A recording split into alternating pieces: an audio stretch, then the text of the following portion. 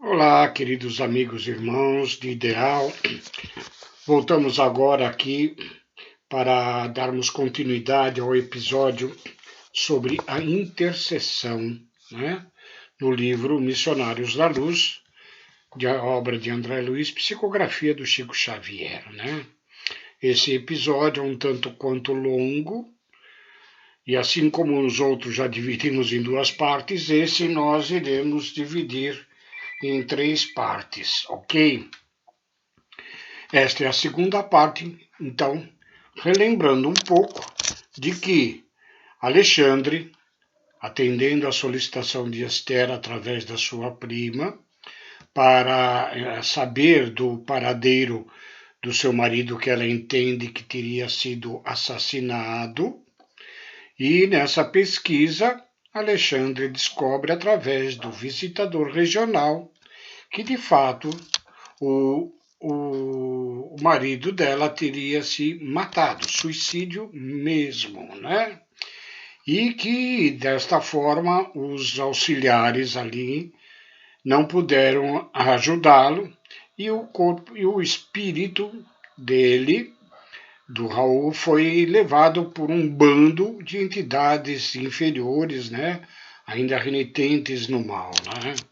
E após essas explicações, inclusive para o aprendizado de André Luiz e muito mais para o nosso próprio aprendizado, né? Damos continuidade agora no assunto para ver como que se desenrola esta situação. André Luiz diz: o assunto oferecia ensejo a valiosos esclarecimentos, em se referindo àquela questão do suicida que não pôde ser ajudado naquele momento e também daquele bando de espíritos inferiores, né? O assunto oferecia ensejo e valiosos esclarecimentos, mas Alexandre esboçou um gesto de quem não podia gastar muito tempo com palavras e depois de ligeiro intervalo acrescentou: André, mantenha-se em oração, ajudando-me por alguns momentos. Agora que tenho informações positivas do visitador, preciso mobilizar minhas possibilidades de visão, sindicando quanto ao paradeiro do irmão infeliz. Não obstante conservar minha prece, diz André, observei que o orientador entrava em profundo silêncio. Daí a alguns minutos Alexandre tomou a palavra e exclamou como quem estivesse voltando de surpreendente excursão. Podemos seguir adiante, André. O pobre irmão semi-inconsciente permanece imantado a um grupo perigoso de vampiros em lugarejo próximo. O instrutor pôs-se a caminho. Segui-o passo a passo, em silêncio, apesar da minha intensa curiosidade. Em pouco tempo, distanciando-nos dos núcleos suburbanos, encontramo-nos na vizinhança de um grande matadouro. Minha surpresa não tinha limites, porque observei a atitude de vigilância assumida pelo meu orientador, que penetrou firmemente a larga porta de entrada. Pelas vibrações ambientes, reconheci que o lugar era dos mais desagradáveis que conhecera até então, em minha nova fase de esforço espiritual. Seguindo Alexandre de muito perto, via numerosos grupos de entidades francamente inferiores que se alojavam aqui e ali. Diante do local em que se processava a matança dos bovinos, percebi um quadro estarrecedor. Grande número de desencarnados, em lastimáveis condições, atiravam-se aos borbotões de sangue vivo como se procurassem beber o líquido em sede devoradora. Alexandre percebera o assombro doloroso que se apossara de mim e esclareceu-me com serenidade. Está observando, André? Estes infelizes irmãos, que não nos podem ver pela deplorável situação de embrutecimento e inferioridade, estão sugando as forças do plasma sanguíneo dos animais. São famintos que causam piedade. Poucas vezes em toda a vida eu experimentava tamanha repugnância. As cenas mais tristes das zonas inferiores que até ali pudera observar não me haviam impressionado com tamanho amargor.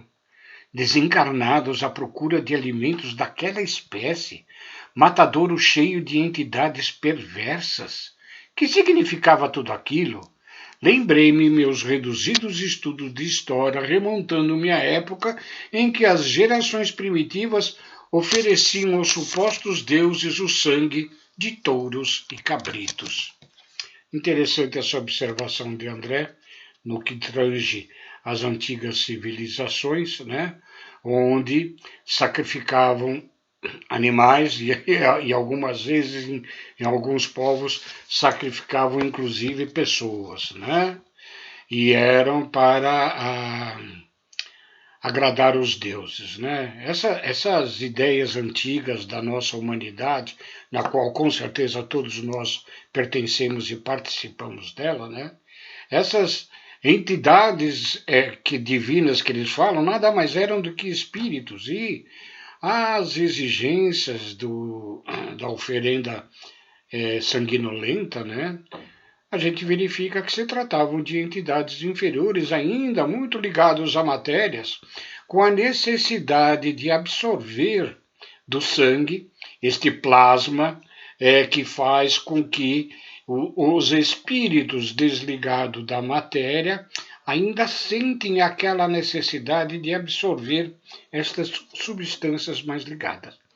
Nós vamos ver no capítulo 13, que trata da reencarnação, esclarecimentos muito mais avançados de Alexandre a André Luiz e a todos nós, né, a respeito da importância do sangue, não só para a constituição física do nosso organismo, mas também da necessidade do próprio perispírito com relação aos eflúvios sanguíneos, né?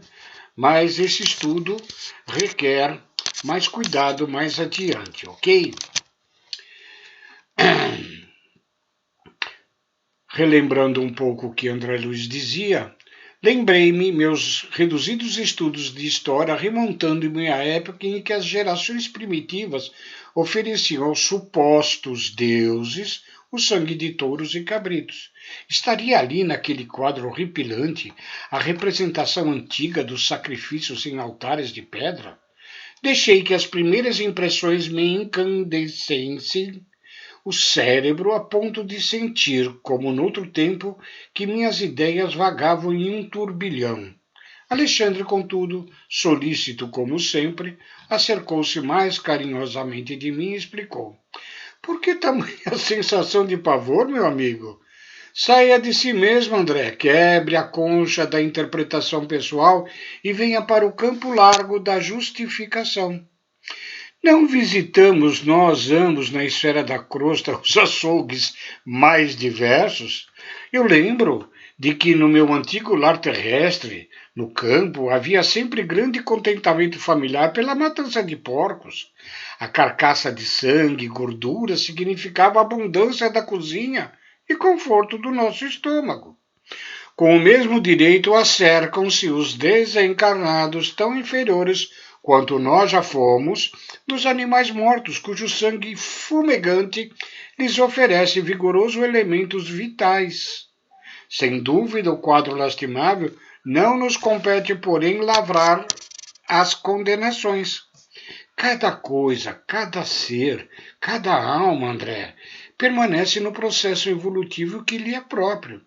E se nós já passamos pelas estações inferiores, compreendendo como é difícil a melhoria do plano de elevação, devemos guardar a disposição legítima de auxiliar sempre, mobilizando as melhores possibilidades de nosso alcance a serviço do próximo. Nós, igualmente, com estes ensinos de André Luiz, através do seu instrutor, o Alexandre, né, devemos compreender que a cada passo do nosso processo de evolutivo, ao olharmos para trás, nós vamos ver ainda seres bastante inferiores, praticamente ainda muitos animalizados, e não condenemos e nem tracemos ideias repugnantes, porque nós com muita certeza já passamos pelos mesmos processos. Cabe a nós, como irmãos mais adiantados, auxiliarmos aqueles a quem ainda não puderam atingir as leis sublimes de amor de Jesus e ainda prende-se à crosta terrestre como verdadeiros animais. Mas prossigamos nos nossos estudos. A advertência fora utilíssima, diz André. As palavras do instrutor caíram-me na alma e preceito, retificando minha atitude mental. Encarei sereno o quadro sobre meus olhos e, notando que me reequilibrara, Alexandre mostrou-me uma entidade de aspecto lamentável, semelhante a um autômato, a vaguear em torno dos demais. Depois de fixar-lhe os olhos, quase que sem expressão alguma, reparei que a sua vestimenta permanecia ensanguentada. É o suicida que procuramos, exclama Alexandre claramente. O quê? Pergunta André espantado. Por que precisariam dele os vampiros?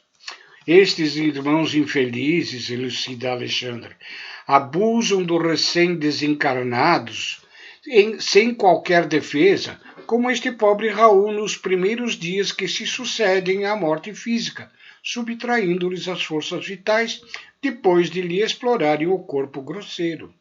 Estava atônito, lembrando as antigas informações religiosas sobre as tentações diabólicas, mas o orientador, firme na missão sagrada de auxílio, obtemperou. André não se impressione em sentido negativo. Todo homem encarnado ou desencarnado que se desvie da estrada reta do bem pode vir a ser perigoso gênio do mal. Não temos tempo a perder, vamos agir socorrendo o desventurado. Seguindo o prestimoso mentor, aproximei-me também do infeliz e Alexandre alçou a destra sobre a fronte de Raul e envolvendo-o em vigoroso influxo magnético. Dentro de poucos instantes, Raul permanecia cercado de luz que foi vista imediatamente pelos seres da sombra, observando eu que a maioria se afastou lançando gritos de horror, vendo a claridade que rodeava aquela vítima. Estavam lívidos, espantados. Um dos algozes mais corajosos replicou em voz alta: deixemos esse homem entregue à sua sorte. Os espíritos poderosos estão interessados nele, larguemo-lo. Enquanto se retiravam os verdugos apressadamente, como se temessem algo que eu não podia compreender ainda, em face da aproximação bendita daquela luz que vinha do mais alto, perdia-me em dolorosas indagações íntimas. O quadro era típico das velhas lendas de demônios abandonando as vítimas prisioneiras de seus propósitos infernais. As palavras espíritos poderosos haviam sido pronunciadas com indisfarçável ironia. Pela claridade que envolvera o suicida, sabiam eles que estávamos presentes, e embora fugissem medrosos, alvejavam-nos com zombarias. Aos poucos, o matadouro, de grandes proporções, estava deserto dos vampiros vorazes. Alexandre, dando por fim da operação magnética, tomou a mão do amigo sofredor, que parecia imbecilizado pela influenciação maligna, e conduzindo-o para fora, a caminho do campo, falou-me bondoso. Não guarde no coração, André, as palavras irônicas que ouvimos. Esses irmãos desventurados merecem a nossa maior compaixão. Vamos ao que nos possa agora interessar. Recomendou-me amparar o novo amigo, que parecia inconsciente de nova colaboração. E depois de alguns minutos de marcha, estacionávamos sobre a árvore frondosa, despojando o irmão enfraquecido e cambaleante sobre a relva fresca. Impressionado com o seu olhar inexpressivo, solicitei o esclarecimento do orientador, cuja palavra amiga não se fez esperar. O pobrezinho permanece temporariamente desmemoriado. O estado dele, depois de tão prolongada sucessão de energias vitais, é de lastimável, é de lamentável inconsciência. Em face à minha estranheza, Alexandre acrescentou: Que deseja você, André? Esperaria por aqui o processo do menor esforço? O magnetismo do mal está igualmente cheio de poder, mormente para aqueles que caem voluntariamente sobre os seus tentáculos. Em seguida, inclinou-se paternalmente sobre o desventurado suicida e indagou: Irmão Raul, como passa? Eu, eu, murmurou o infeliz como se estivesse mergulhado em profundo sono.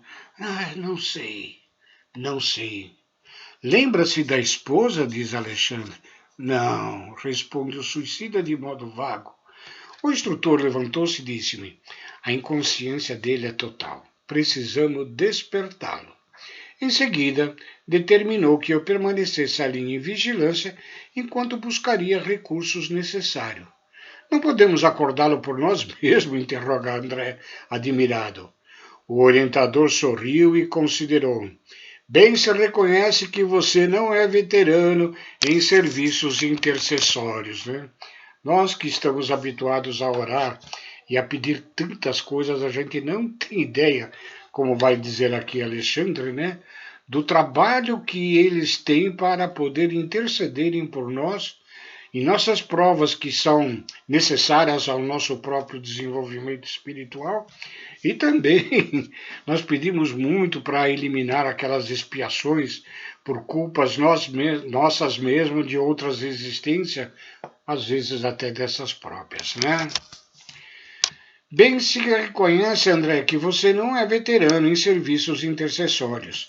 Esquece-se de que vamos despertá-lo não só para a consciência própria, senão também para a dor.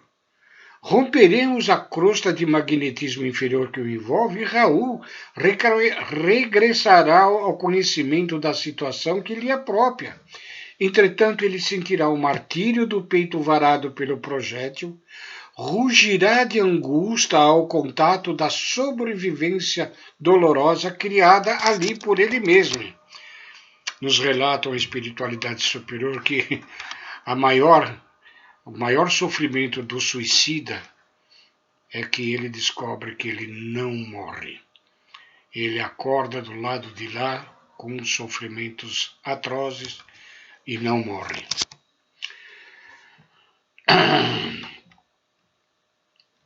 Ora, em tais casos, André, as primeiras impressões são francamente terríveis e escoam-se algumas horas antes de seguro alívio. E como outras obrigações esperam por nós, será conveniente entregá-lo aos cuidados de outros amigos. As observações calaram-me fundamente. Decorridos 20 minutos aproximadamente, Alexandre voltou, acompanhado de dois irmãos que se prontificaram a conduzir o infeliz, e daí a algum tempo encontrávamos-nos numa casa espiritual de socorro urgente, localizada na própria esfera da crosta. Via-se que a organização atendia a trabalhos de emergência, porquanto o material de assistente era francamente rudimentar. Adivinhando-me o pensamento, Alexandre explicou. No círculo de vibrações antagônicas dos habitantes da crosta, não se pode localizar uma instituição completa de auxílio. O trabalho de socorro, desse modo, há de sofrer incontestável deficiência. Essa casa, porém, é um hospital volante, que conta com a abnegação de muitos companheiros. Deposto Raul num leito-alvo, o devotado instrutor começou a aplicar-lhe passes magnéticos sobre a região cerebral. Não se passou muito tempo e o infeliz lançou um grito estertoroso e vibrante, dilacerando-me o coração. Eu morro, gritava Raul em suprema aflição. Tentando agora escalar as paredes, acudam-me por caridade, dizia ele. E comprimindo o peito com as mãos, exclamava em tom lancinante: Meu coração está partido, ajude-me, não quero morrer.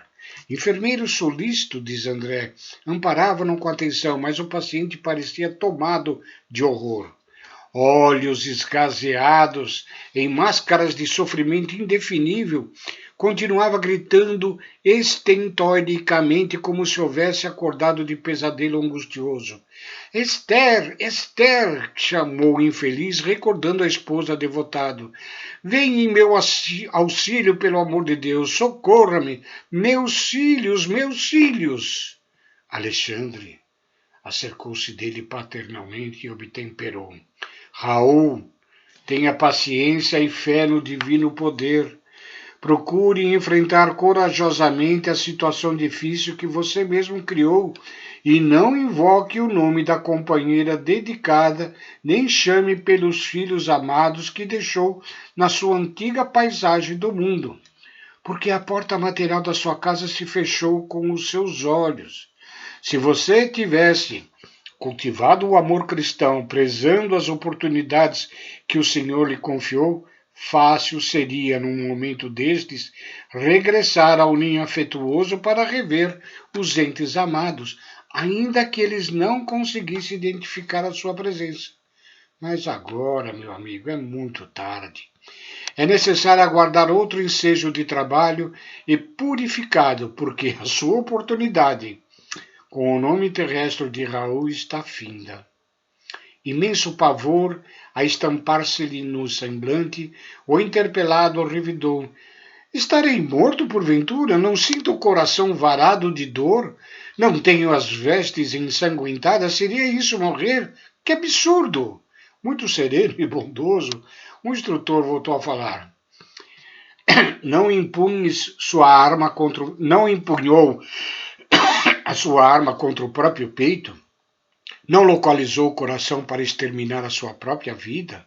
Oh, meu amigo, podem os homens enganar uns aos outros, mas nenhum de nós poderá eludir a justiça divina. Revelando extrema vergonha ao sentir-se a descoberto, o suicida prorrompeu em soluços murmurando: Ah, desventurado que sou, 1000 vezes infeliz. Alexandre, contudo, não tornou a falar-lhe naquela circunstância. Depois de recomendá-lo carinhosamente aos cuidados dos irmãos responsáveis pelo serviço de assistência, dirigiu-se a mim explicando: Vamos, André.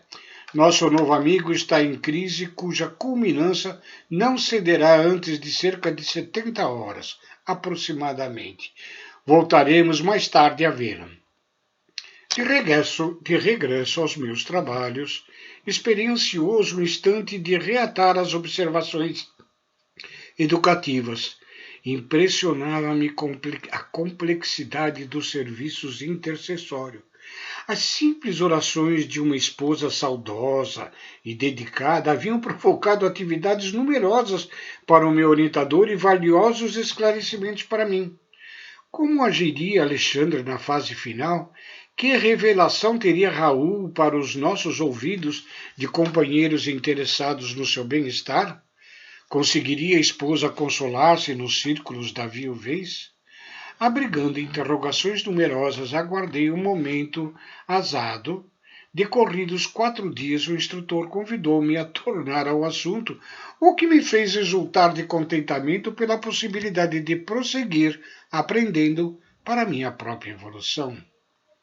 Encontramos Raul cheio de dores, todavia mais calmo para sustentar a conversação esclarecedora. Queixava-se da ferida aberta, do coração descontrolado, dos sofrimentos agudos de grande abatimento. Sabia, porém, que não se encontrava mais no círculo da carne, embora semelhante verdade lhe custasse angustioso pranto.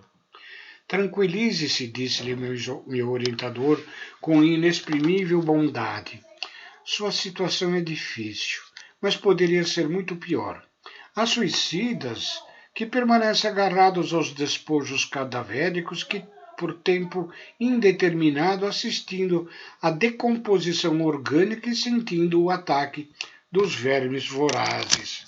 A esse respeito, naquela obra, a primeira de André Luiz, O Nosso Lar, tem um capítulo que se denomina A Visão de Francisco, é exatamente o relato desta pessoa, o rapaz que, preso ainda muito fortemente à matéria, Ele tem pesadelos enormes porque ele ainda se sente ligado ao corpo físico e o vê em profunda decomposição.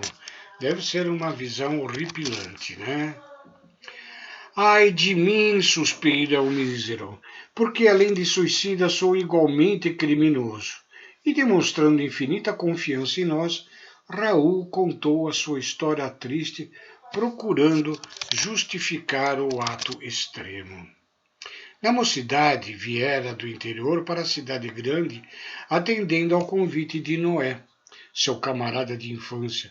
Companheiro devotado e sincero, esse amigo apresentara-o certa vez à noiva querida, com quem esperava tecer no futuro o ninho de ventura doméstica. Ah, desde o dia, porém, que vira Esther pela primeira vez, nunca mais pude esquecê-la. Personificava a jovem o que ele, Raul, reputava como o seu mais alto ideal para o matrimônio feliz em sua presença. Sentia-se o mais ditoso dos homens, seu olhar alimentava-lhe o coração, suas ideias constituíam a continuidade dos seus próprios pensamentos. Lembrando aqui dos 10 mandamentos, né? Não cobiçar a mulher do próximo, né? Não adulterar, né? E Jesus, no seu Sermão da Montanha, diz: ouvistes o que foi dito aos antigos, não adulterarás. Eu, porém, vos digo, se você já olhou para uma mulher e a cobiçou em seu pensamento, você já adulterou. Ou seja, os nossos pensamentos são energias vivas, né? Fazendo que, com estes desejos ardentes sobre a noiva do amigo, Raul fazer, vai praticar 2 crimes, né? O assassinato do amigo, como nós estaremos vendo, e o próprio suicídio. Como, porém, fazer-lhe sentir o afeto imenso? Não é o bom companheiro do passado tornar-se-lhe um empecilho que precisava remover. Esther seria incapaz de traição ao compromisso assumido. Noé mostrava-se infinitivamente bondoso e estimável para provocar um rompimento. Foi então que lhe nasceu no cérebro a tenebrosa ideia de um crime. Eliminaria o rival. Não cederia sua felicidade a ninguém. O colega deveria morrer. Mas como efetuar o plano sem complicações com a justiça? Ensanguecido pela paixão violenta, passou a estudar minuciosamente a realização de seus criminosos propósitos e encontrou uma fórmula sutil para a eliminação do companheiro dedicado e fiel. Ele, Raul, passou a usar conhecido e terrível veneno em pequeninas doses, aumentando-as vagarosamente até habituar o seu organismo com quantidades que para outro seriam fulminantes. Atingido o padrão de resistência, convidou o companheiro para um jantar e propinou-lhe o veneno odioso em vinho agradável que ele próprio bebeu também, mas sem perigo algum. Noé, porém, desaparecera em poucas horas, passando por suicídio a apreciação geral. Guardou ele para sempre o segredo terrível e, depois de cortejar gentilmente a noiva chorosa, conseguiu impor-lhe simpatia que culminou em casamento. Atingir a realização do que mais desejava. Esther pertencia-lhe na qualidade de mulher. Vieram os filhinhos, enfeitar-lhes o viver, mas a sua consciência fora ferida sem remissão. Nas mais íntimas cenas do lar, via Noé através da tela mental, exprobando-lhe o procedimento. Os beijos da esposa e as carícias dos filhos não conseguiam afastar a visão implacável. Ao invés de decrescerem, seus remorsos aumentavam sempre. No trabalho, na leitura, na mesa de refeições, na alcova conjugal, permanecia a vítima a contemplá-lo em silêncio. A certa altura do destino, quis entregar-se à justiça do mundo, confessando o crime hediondo. Entretanto, não se sentia com o direito de perturbar o coração da companheira, nem deveria encher de lodo o futuro dos filhinhos. A sociedade respeitava-o, acatando-lhe o ambiente doméstico. Companheiros distintos de trabalho prezavam-lhe a companhia. Como esclarecer a verdade em semelhantes contingências? Não obstante amar eternamente a esposa e os filhos, achava-se esgotado, ao fim de prolongada resistência espiritual. Receava a perturbação, o hospício, o aniquilamento, fugindo à confissão do crime que cada dia se tornava mais iminente. A essa altura, a ideia de suicídio tomou vulto em seu cérebro atormentado. Não resistiu por mais tempo. Esconderia o último ato de seu drama silencioso, como ocultar a tragédia primeira. Comprou um revólver e esperou. Certo dia, após o trabalho diário, absteve-se do caminho de volta ao lar e empunhou a arma contra o próprio coração, agindo cautelosamente para evitar as marcas digitais. Atingido o alvo num supremo esforço, desfizera-se do revólver homicida e não teve a atenção voltada senão para o intraduzível padecimento do tórax estrangulado. Dificilmente, como se os seus olhos permanecessem anuviados, sentiu que algumas pessoas tentavam socorrê-lo e, em seguida, verdadeira multidão de criatura que ele não pôde ver arrebatava-o do local de dor. Desde então, o enfraquecimento geral tomara-o por completo. Sentia-se presa de um sono pesado e angustioso, cheia de pesadelos cruéis. E, por fim, somente recuperar a consciência de si mesmo ali naquele quarto modesto, depois de Alexandre restaurar-lhe as energias em prostração. Terminada a confissão longa e amargurosa, Raul tinha o peito opresso e lágrimas pesadas a lhe lavarem o rosto. Comovidíssimo, não sabia, por minha vez, o que externar. Aquele drama oculto daria para impressionar corações de pedra. Alexandre, contudo, demonstrando a grandeza de suas elevadas experiências, mantinha a respeitável serenidade e falou: nos maiores abismos, Raul, há sempre lugar para a esperança. Não se deixe dominar pela ideia de impossibilidade. Pense na renovação de sua oportunidade. Medite na grandeza de Deus. Transforme o remorso em propósito de regeneração. Esta frase, transforme o remorso em propósito de regeneração, é importantíssimo para nós, pois que muitas das vezes certos erros que cometemos, grandes, evidentemente nos sentimos culpados. E o sentimento de culpa para nós simplesmente não serve para nada. Sentimento de culpa só faz nos afundar e nos afligir cada vez mais. É importante que nós, ao verificarmos o erro grave que incidimos em nossa existência, buscarmos a nossa recuperação, procurando a regeneração dos atos errados praticados com muita coragem.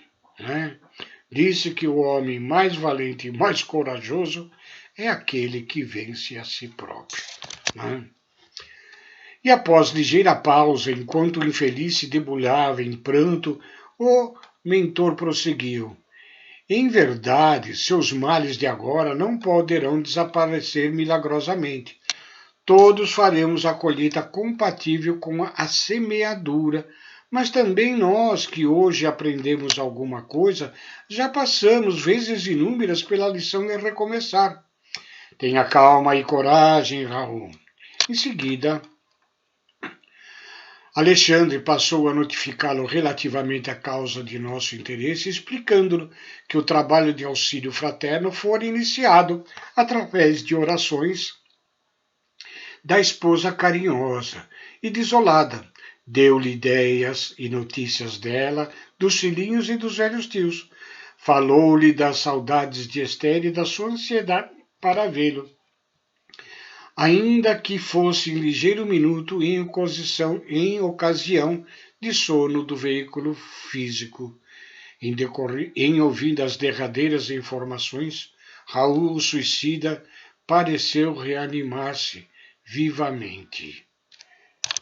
E aqui nós interrompemos o relato de André Luiz, assim como no primeiro vídeo que fizemos sobre este episódio da intercessão, já passamos dos 35 minutos, né? E vamos, no próximo vídeo, terminar o relato, né? No terceiro vídeo, deste capítulo sobre a intercessão, vendo o quão trabalhoso é as nossas mais simples solicitações a Deus nosso Pai, a Jesus nosso Mestre e a espiritualidade superior. Agradecemos que vocês estejam acompanhando estes nossos estudos, que são feitos no intuito de todos nós adquirirmos maior consciência espiritual e moral e todos juntos evoluirmos, né? Agradecemos profundamente. Fiquem com Deus e muito obrigado.